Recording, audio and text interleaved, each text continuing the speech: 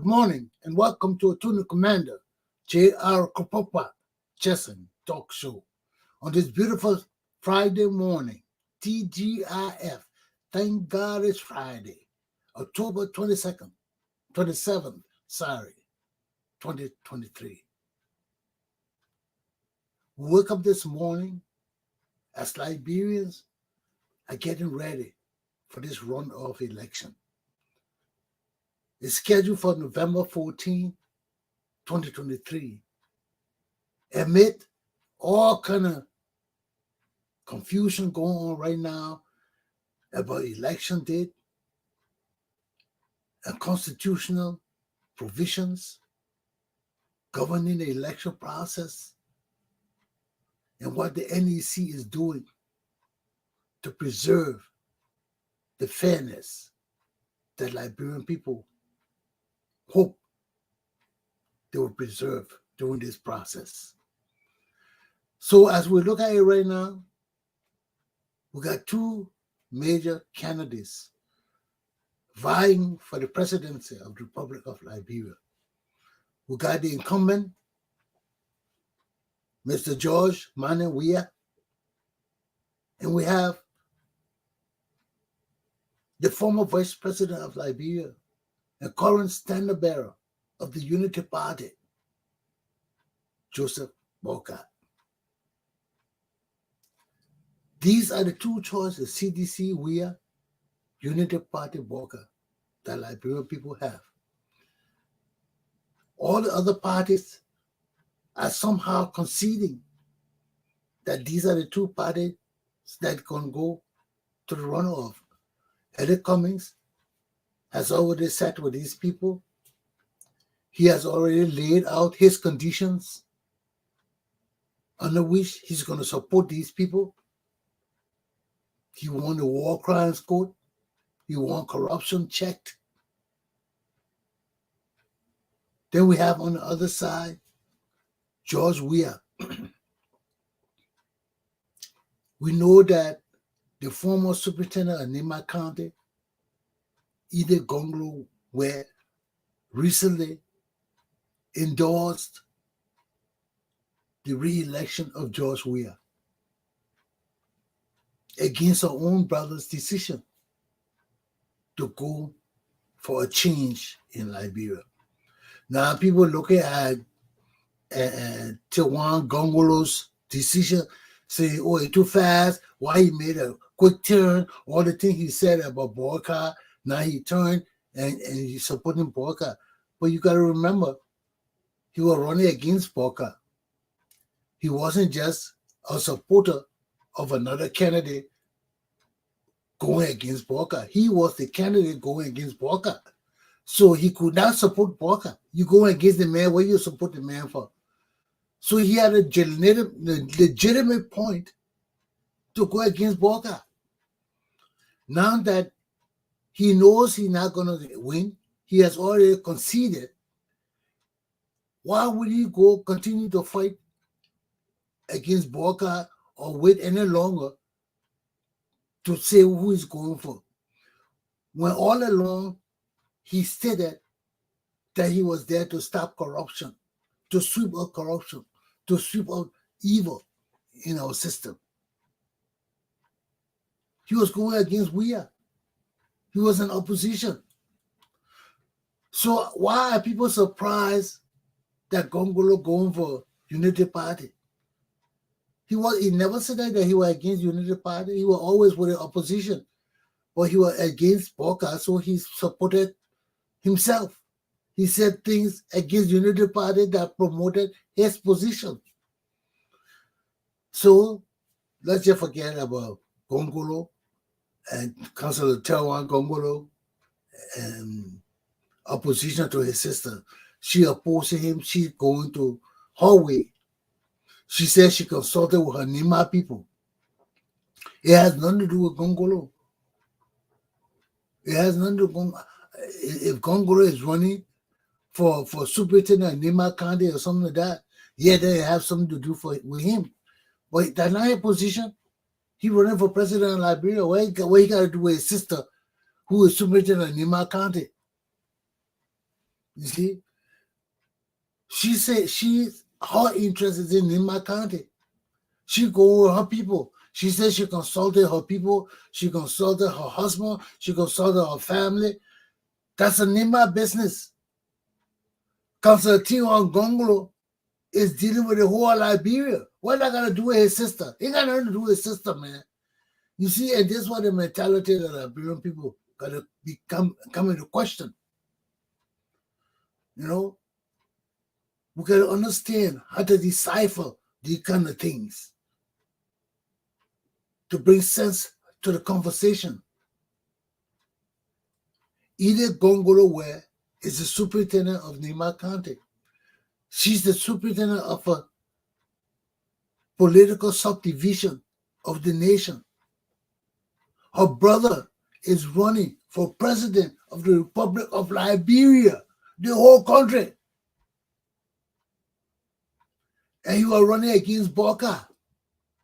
You don't expect the man to diminish his position to elevate Boka when the two running on the same platform. So now that Boka has won and Weah has won, and they are the two candidates vying for the runoff, Gongolo now has the opportunity to choose between the two who is going to support.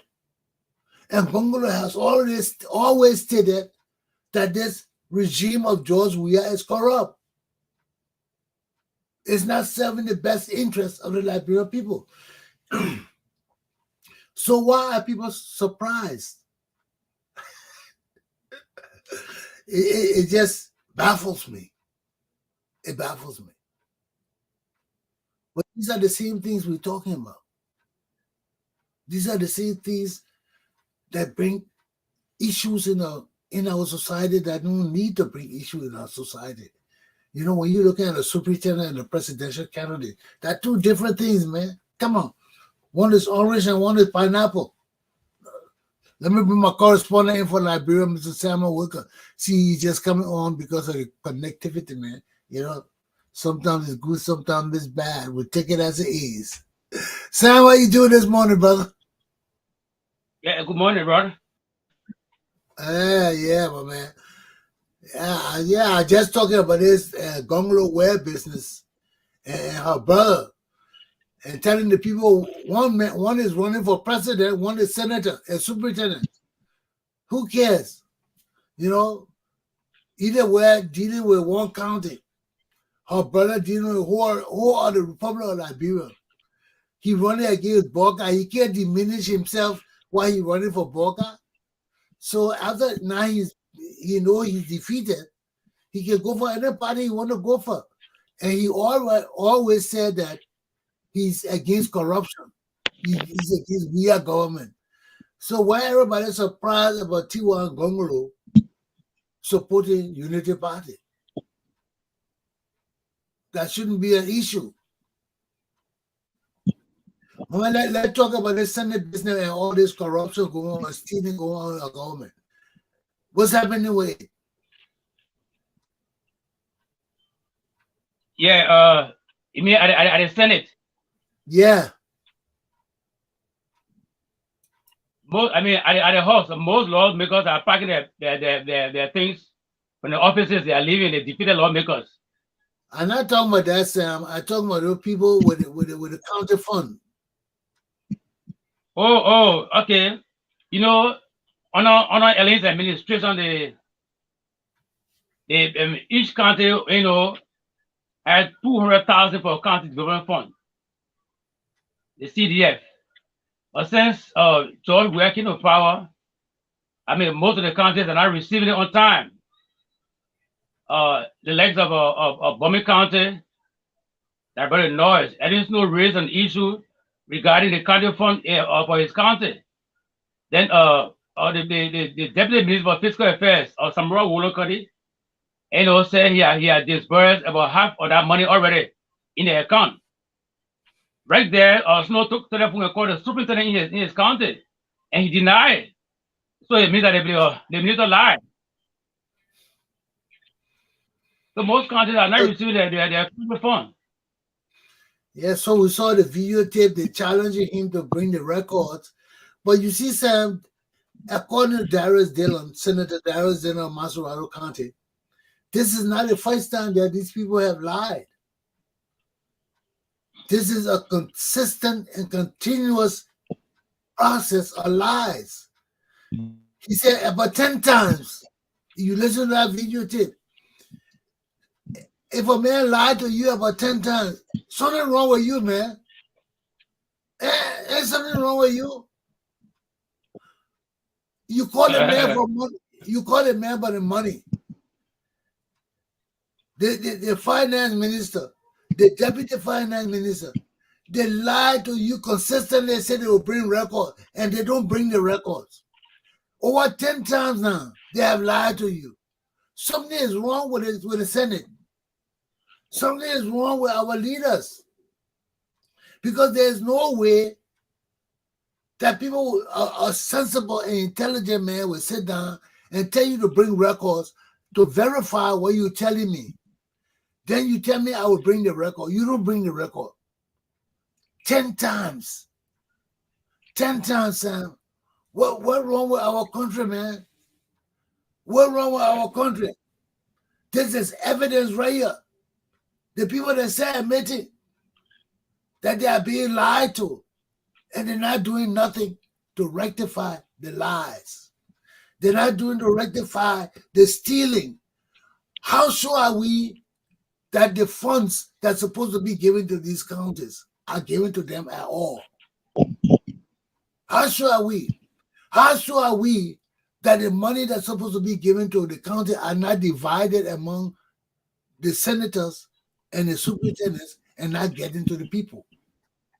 Senator, that's why we check on all these things, Sam, because the senator could be corrupt, the superintendent could be corrupt, and the money is not getting to the people.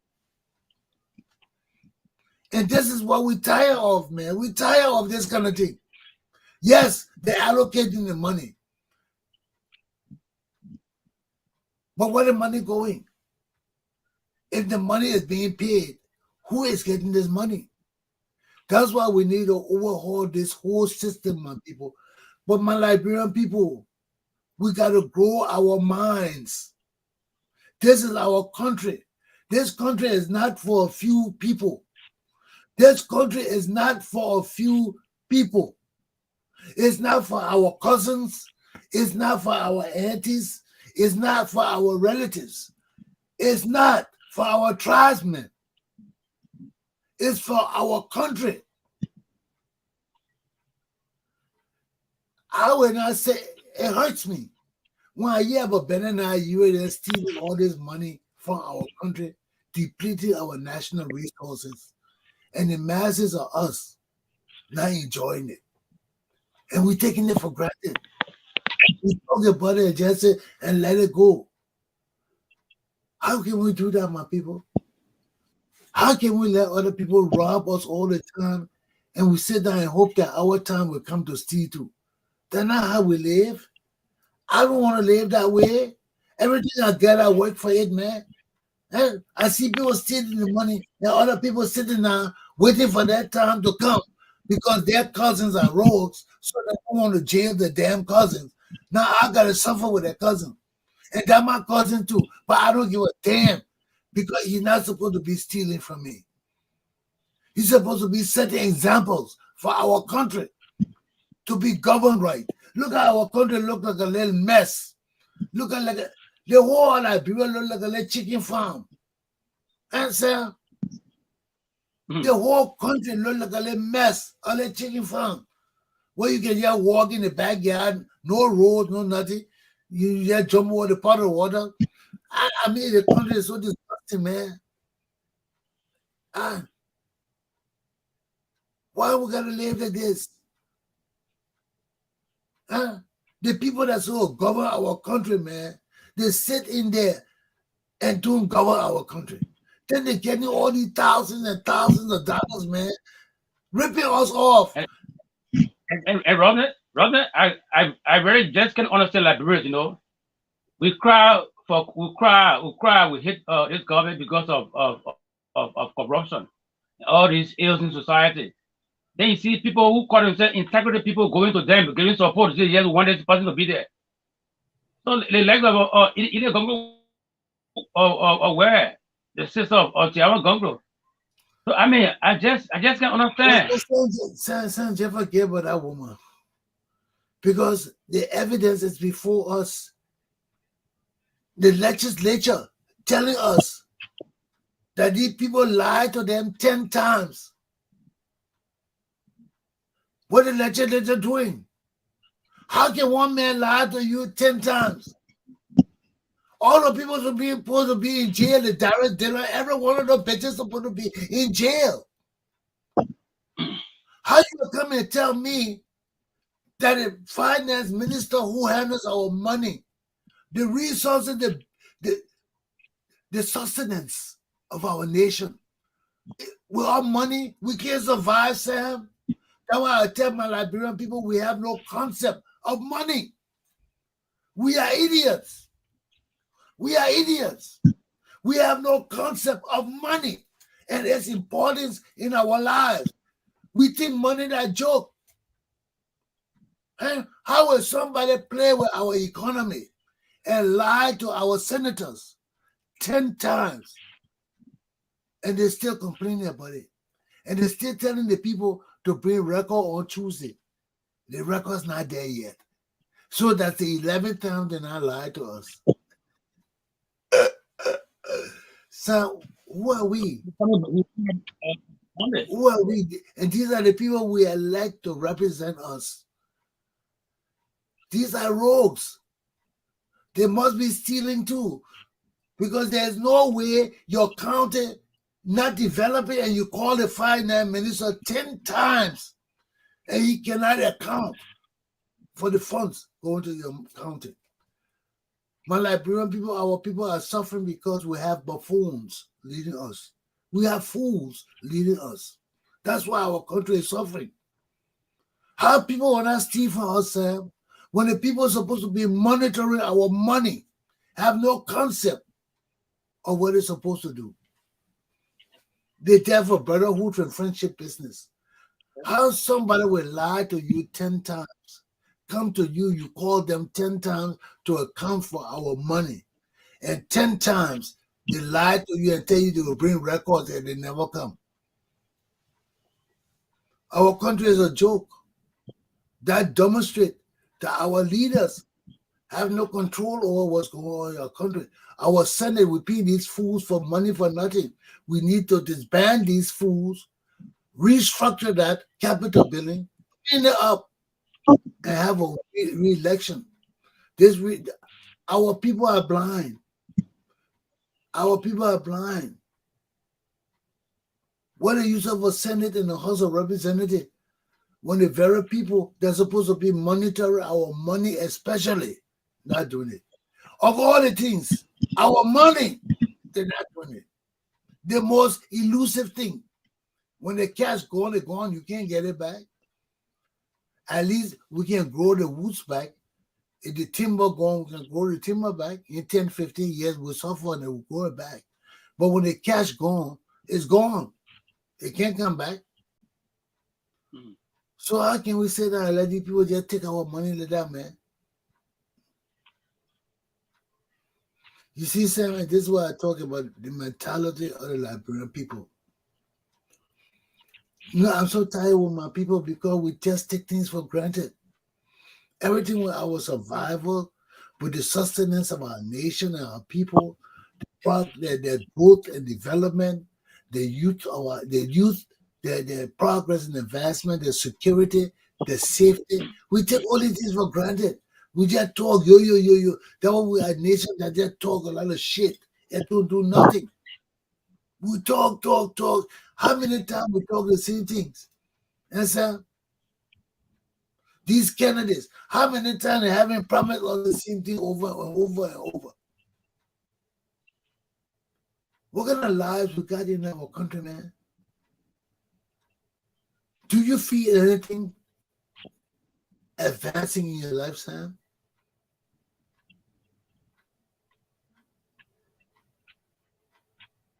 Sam, But God Yeah. promised free education again. Huh? So we have promised free education again from first grade to 12th grade. But I say you, do you feel anything personally advancing in your life in that country?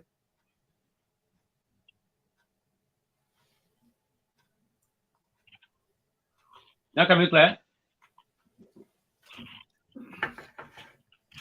Do you feel that your life has advanced in our country? No, As, not at all. Me, huh. In fact, this entire regime has taken us back.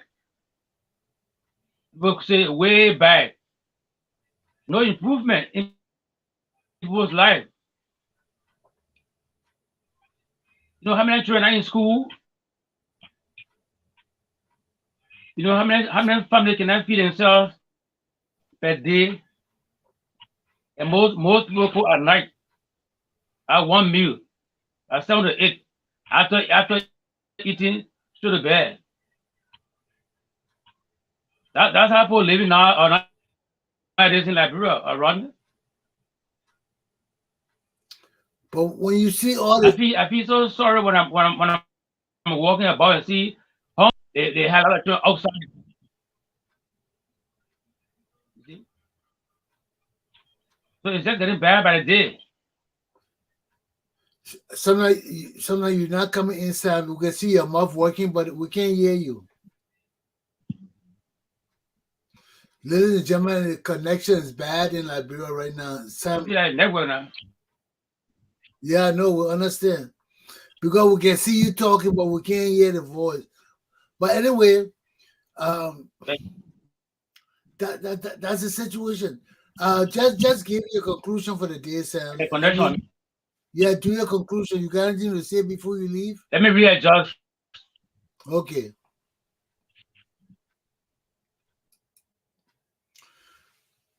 My people, the issue with our country is in our minds. I keep telling you all time and time again. Yes, we can desire to change. Our hearts cannot work effectively if our mind is not in sync with our hearts. That's what I'm trying to tell you. Because I don't care about the election. I don't care about what going on in Liberia now. I care about what happening after the election. How can we change our country and lift our society up from where we are today? You see, when people are deceitful, when everybody dwelling on greed, on what's in it for me, and jealousy and negativity, our country cannot grow. It will not grow. No matter how we push it, no matter how we force it, it will not grow. Because growth got to come from a clear heart and a clear mind. Growth, why it got to come from a clear heart and a clear mind? Because when you're talking about equality, when you're talking about justice, when you're talking about freedom, those are things you can't have evil intentions or personal agendas or motives against the collective. And you want these things to achieve success. It can't. There are certain virtues. When you seek after them, you yourself got to be clean in mind, body, and spirit to achieve those virtues.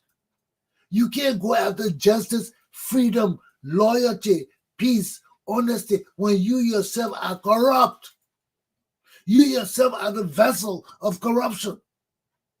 Then you want honesty, justice, freedom, good governance, and all these things. I will come in our society. It cannot come in our society, my people. And these are the things I'm telling you time and time again. Our society is inherently corrupt. All of us corrupt. because it came from Tubman time. We grew up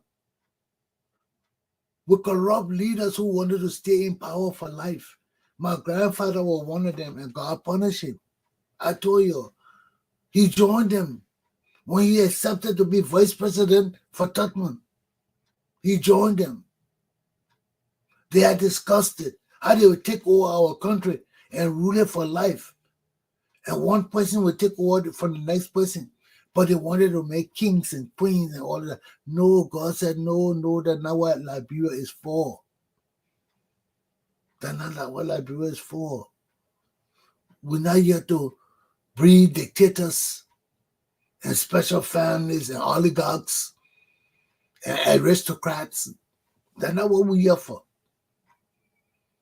Liberia is a blessed nation for God's suffering black people to have a choice, to live as a free nation, as a free democracy, and promote Christianity and his way of life.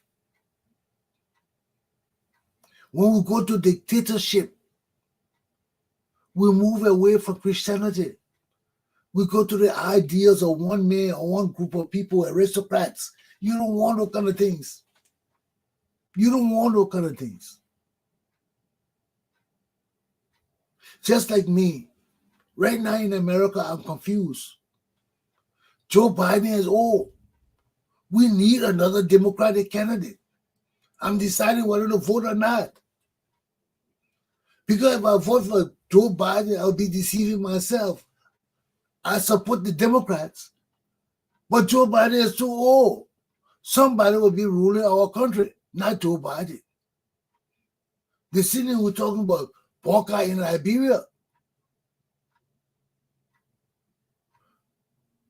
So when you talk about honesty, equality, justice, you got to come with a clean mind. You got to come with a mind that is justified to control those principles and virtues. How you control something that is pure and you're not pure? You can't do it. You got to be clean. You got to come to equity with clean hands. And the law tells you that too. If you want equity, equity is justice, fairness, good living, good governance, that equity. The law tells you that come to equities with clean hands. You can't come to equity with secret agendas, secret motives. You can't do that. And this is where our country is, my people. We are a people of corruption. We are a people of deception. We are a people of lies. Our whole society like that. Our leaders are representative of our society.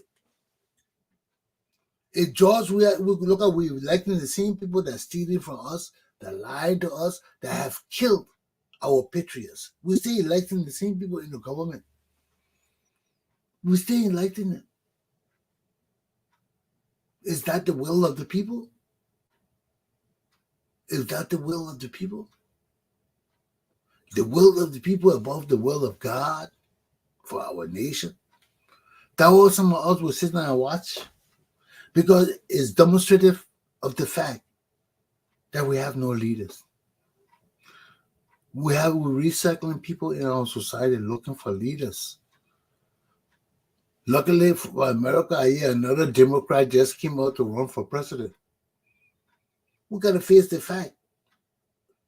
We can dislike Trump all the way. I love voting for Trump. But I'm questioning whether it's right to vote for Biden too. We know Biden needs to go rest. He needs to go rest. We need somebody else to step to the plate to run for president for the Democratic Party. Yeah, everybody saying Biden, but we see the president, man. Come on, give me a break. You know, the same thing with our country. So it's up to us. And that's why I can't say much about my country until my people demonstrate that their minds are ready to be elevated. You see, I know plenty of people don't like me because I have to talk the fact. And when I see something is not right, and I keep telling people it's not right, that means I got to step back. I got to step back because I'm not a man here for power. I'm not a man here to control people if people don't want to be controlled. And people got to understand that thing about me. I want to live a happy life. I don't want to be controlling people who will be causing my life stress. I've been through that shit. I've had strokes. I have ulcers. All of that because of trying to lead community and all of that too. I'm not getting involved with that no more. People don't want to follow me. Go. You want to come see my show? Look, I got 50 brothers and sisters.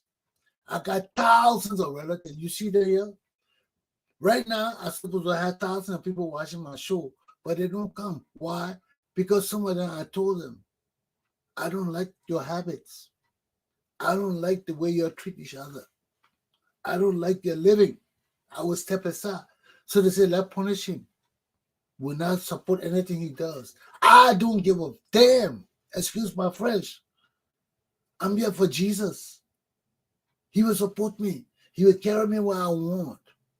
It doesn't bother me at all. I go to bed and sleep nicely because I am a man of truth. I ain't going to bullshit you. If it ain't going to work, I ain't going to tell you it can work. And that's why I told some of my people, it's not going to work. You see what I told Ben you and them. When he called me and said, you know what we used to talk in college and all of that? What we used to talk in college? About taking over and staying in power just like Tottenham and them and all of that. And I told him, I said, Ben, it's not good for our country. It's not good for us to stay in power for life. No, that's not God's will. No. That thing creates corruption. It breeds corruption. How you stay in power for life when our law says you can't stay in power for life? And that's why I told them, I said, no, we can't do it. We're going to follow the law because that preserves our society. That strengthens our people. If you love our country, if you love all the tribes, the 16 tribes, you will follow our laws. You will not do anything to violate our laws because our laws demonstrate the love for our country and our people. Equality, justice, fairness, come to equity with clean hands. If you don't obey the law, if you don't like the law, change it. Change it. We have the power to change it. That's what makes our Constitution so sacred to God, because all of us voted for it. All of us, God gave us the opportunity to choose our law. We're not in a foreign nation where one group of dictators make the law and things like that. No, our Constitution was selected by all of us. All of us put our signature on that thing by voting for our law. So it becomes sacred.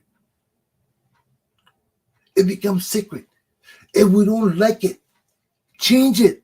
Just how we voted the Constitution in, we can vote to change any portion of the Constitution that we do not like. But we cannot vote on a law that we submit to God and say, this is our Constitution, bless it. Then we come back and step on the very law that we make and expect God to bless us. Expect equity to be fulfilled in our behalf. We can't get that relief. We can never get that relief from the law. Because equity, virtue, goodness is part of the law. And the law tells us that from time immemorial, that you must come to the law with clean hands. You can't come to equity with dirty hands. And once the law says that, it is spiritual. Like we believe in spiritualism. That's part of our societal culture. our collective demeanor, spiritualism. All of us believe in some kind of spiritual being in Liberia. You know, when I say all of us, when we're in 99% of us, we're in the majority. It's all of us. Even 89% of us, we're all of us. We are spiritual. All our tribes are spiritually bound. So we are a spiritual people. And we got to understand the impact of spiritualism. When we as a people come together, all our priests, priestesses, priests, all of them come together and admit that we are one people. We are one nation. You can't go against that. It's spiritual. We are spiritually bound. You can't go against that. When we go against that, we hurt ourselves. We don't hurt nobody else. When our bastard people hit our Vai people hit our Crown people hit our Mandi people, we are killing ourselves. What kind of stupidity is that? All of us come together. We have a tribal council. We have all these things that unite us. And in these things, we take oath. Those things have meaning. But those are minute things when it comes to our Constitution. Those are just things that exemplary of what I want to talk about, why we are one people. You know, spiritually and physically, not only physically, spiritually too. You see, that comes from our different councils and our different organizations we form with intentions of bringing us together, of forming that collective zeal that will make us one. But those are just minute examples. But the real example is our Constitution. Because those minor organizations, we don't vote on them on a national scale. When we vote for our Constitution, we vote for the instrument that gives our nation life, that tell us who our nation, what our nation name is, how our nation is supposed to be governed, what are the systems that govern our system, who we're supposed to put there to govern us. All of that in the Constitution. That's what makes it the organic law that gives life to the nation. Because with other constitution, we have nothing to tell us who we are. That's why I tell you over and over and over, the very most powerful thing in the whole Constitution is the preamble. We the people. Because it tells us that this document is not only an individual person ideal or a tribal group ideal. No. It's a we the people. And it makes it clear why we are putting the Constitution together. It makes it clear in order to form a more perfect union. That means our union not perfect. Look at our roads, man. We can't even go to Nima. We can't even go to Grand Chile or Maryland by road. We can't go to Sino. We can't go to the counties by road. We cannot go to Riverside. We can't go. I mean, come on, man, my people. That violates our Constitution. That alone violates our Constitution. And any leadership that leads our country and has not fulfilled that is not a patriotic government. It's a government for itself. It's a government that loves itself more than it loves Liberia. Because there's no way. That's our law. The very preamble of our Constitution enforces that responsibility on every government to join Liberia, to connect every facet of Liberia, to connect my country by a road, air, water, any way you got to connect my country, connect the country. That's a responsibility. Because if we, the people, cannot connect, that's a violation of our Constitution. That it has not fulfilled the very foundation for which we, the Liberian people, have found it necessary to come together. Our collectiveness. So when our people are not connected, when we got to go to Sierra Leone or Ivory Coast before we can come to Liberia, we are not connected. Our national security is not intact.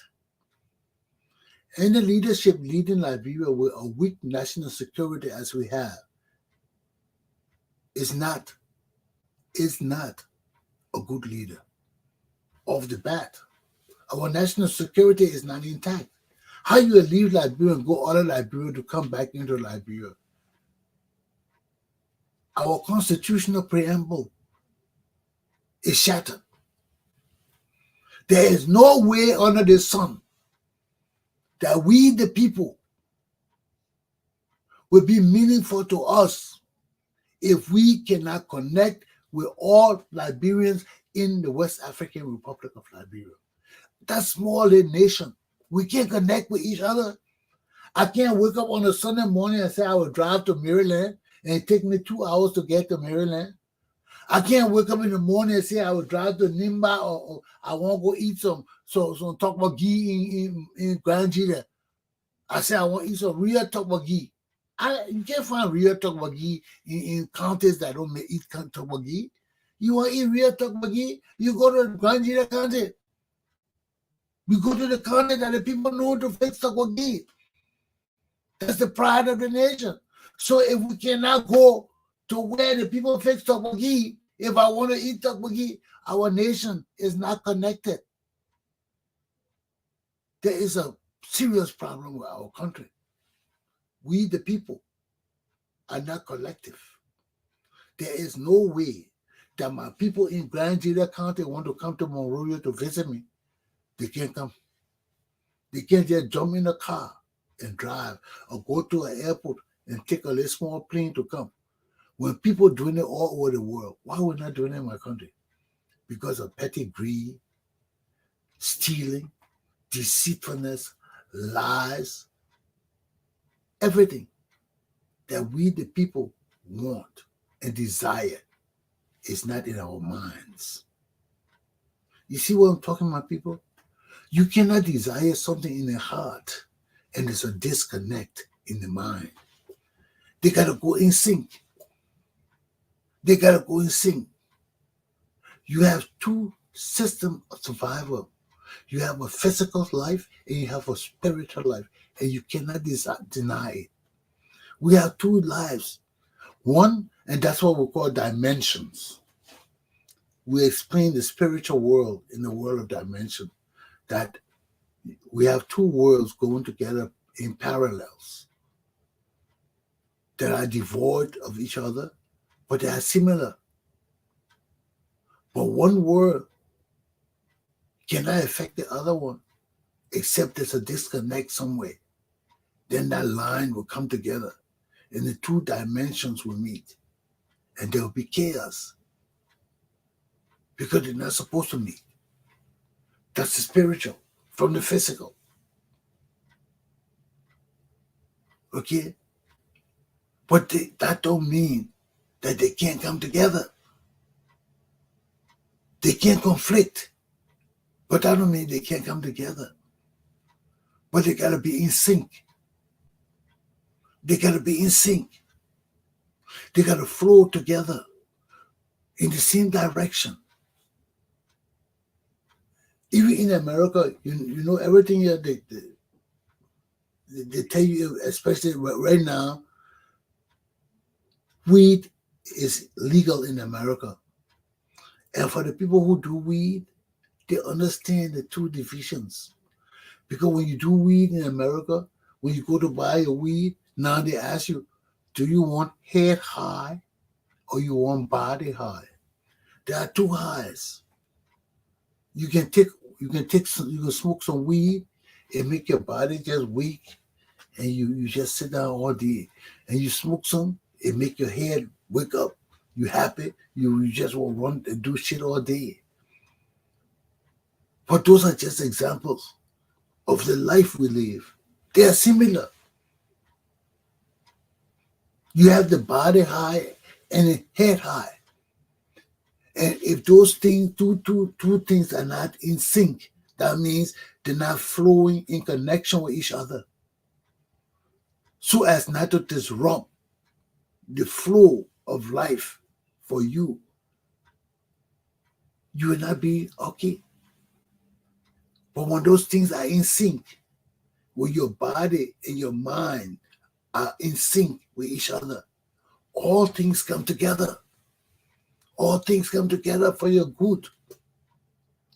And I'm just saying all of this to bring to the forefront my idea that I'm bringing to you.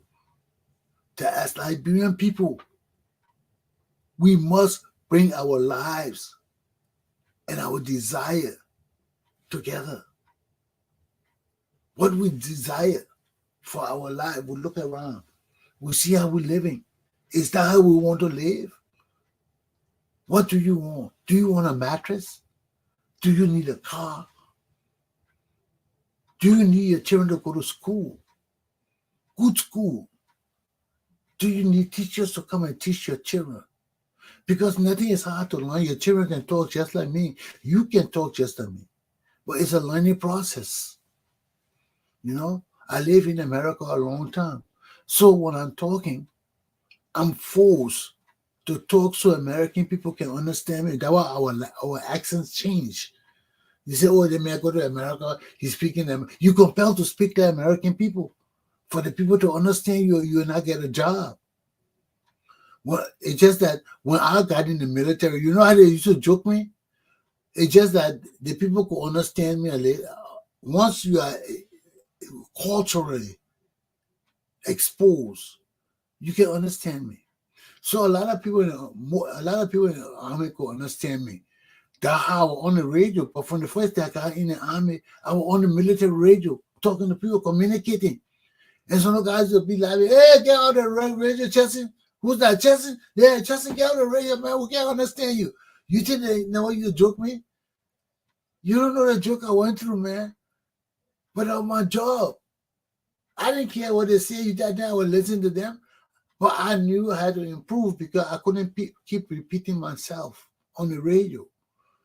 I'm dealing with security. I'm dealing with people's lives. When I talk to you, I want you to understand what I'm saying. So you got to keep improving yourself, And that's where the mind syncs with the body. Because that's a good example. When you come from Liberia, come to America, and you're blessed to get a good job, you got to match your accent, your behavior, your ideals with your job. If you get a job that demands that you on the radio, you on the telephone talking with people every day, your accent got to be good for the people to understand you, or the business will lose business. Because there are Liberians working for the bank now. I told you that Liberians working every aspect of life in America right now because our people have amalgamated themselves. They adjusted themselves to living in this country. You know, and that way when we come home, sometimes you can't understand us because we gotta deal with the people we're working with. At every state, the people got different accents. Life is funny. You leave Rhode Island, you go down south, the people accent, their culture similar, but the people accent they can tell right away when you come from Rhode Island. Or they say, "Oh, you sound like people from Boston." Yeah, you talk about Boston, you pronounce the words differently. All of that because of the cultural impact people face in certain areas. The tribe you meet with, the Indians you meet with in the area, how you interact with each other, your accent, you form an accent. So when we come from Africa, Liberia, we got to amalgamate ourselves to this society, especially if you want to advance fast. If you come educated from Liberia, you already educated. You know what's happening in this country. You can pick it up like that. But your accent, the people gotta understand you. You know, the way we talk, you gotta learn to slow down. We talk fast.